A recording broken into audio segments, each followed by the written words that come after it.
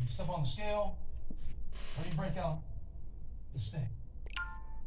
Do you measure your life by the impact you can see? Are you a short game thinker? Some of you have the short view. You do what feels good in the moment. You know, like, I felt good, man. I felt good. Yeah, it felt good. But what fruit is it going to bear next week?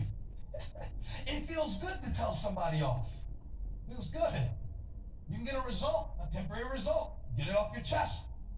I told them. Yeah, you told them. Yeah. Now you got to fix it. You got to go back and tell them that you're sorry for what you told them, because God's not going to let you live in disunity with people. So now you made yourself a mess. But if you measure the result on how good it felt, hey, man, pretty good. I told him, I got ahead, man. I'm letting them treat me like that. Yeah, but now you're carrying the weight of an unwise decision. How many of you listen to Pastor Mickey White's podcast every week? Raise your hand. That's happened every time I've asked people that. I asked the pastors and church leaders last week that same question, not a hand went up. See it happen.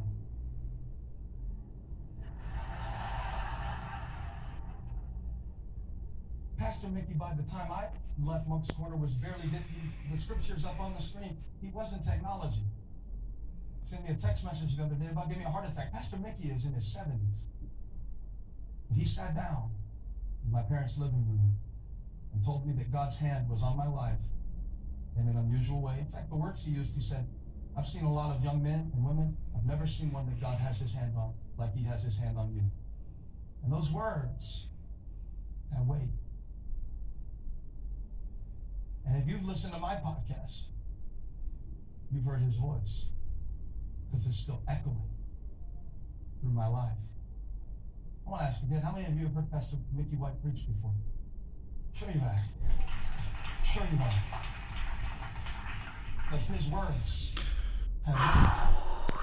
And now the words I'm speaking, now what if you measured his ministry by how big the church got?